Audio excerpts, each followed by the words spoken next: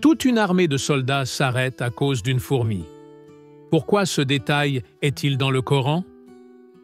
Allahumma iftah li abwaba rahmatik, wa arzuqni fahm al-nabiyyin, wa hikmat al-siddiqin, wa dabt al-mursalin. Ô Allah, ouvre pour moi les portes de ta miséricorde, accorde-moi la compréhension des prophètes, la sagesse des véridiques et la maîtrise des envoyés. Assalam alaykoum, mes frères et sœurs. J'espère que vous allez bien, que vos cœurs sont apaisés et que votre foi est en pleine lumière. Aujourd'hui, on va plonger dans un passage du Coran qui parle d'une fourmi. Oui, une fourmi, mais pas n'importe laquelle. Celle qui a fait arrêter une armée entière. Celle qui a été entendue par un prophète. Celle qui nous enseigne l'humilité, la sagesse et la puissance du message divin.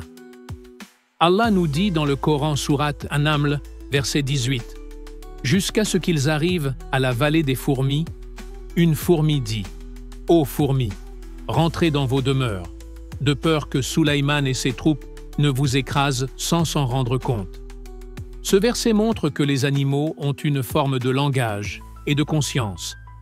Le prophète Sulaïman alayhi salam comprend cette parole et sourit, non pas par moquerie, mais par gratitude envers Allah. Même la plus petite créature peut être porteuse d'un message divin. Ne sous-estimons jamais les signes d'Allah. Selon Ibn Kathir, cette fourmi est un exemple de vigilance et de responsabilité communautaire. Le sourire de Sulaïman est un signe de reconnaissance envers Allah pour le don de compréhension. Ce verset illustre aussi la justice du prophète roi. Il ne méprise pas les faibles, il les respecte. Sulaïman alayhi salam était un prophète roi. Il commandait aux djinns, aux vents, aux oiseaux et comprenait le langage des animaux. Ce miracle est une preuve de sa mission prophétique et de la grandeur d'Allah. Certains savants situent la vallée des fourmis dans la région du Levant qu'on appelle de nos jours le Moyen-Orient. Ce détail géographique montre que le Coran ne parle pas en métaphores vagues, mais en récits ancrés dans le réel. Les fourmis vivent en colonies très structurées, reines, ouvrières, soldats. Elles coopèrent pour la survie du groupe.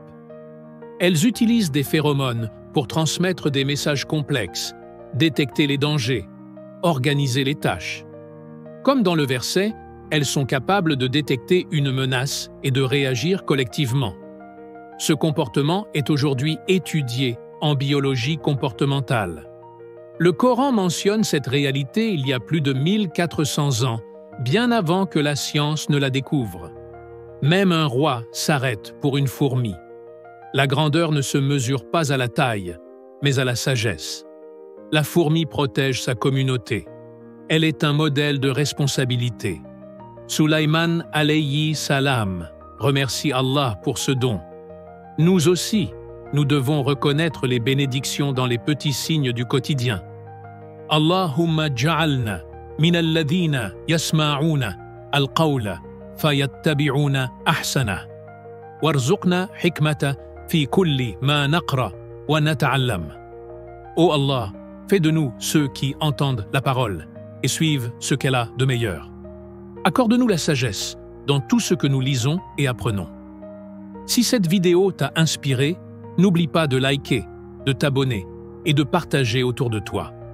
Chaque petit geste peut propager une grande sagesse.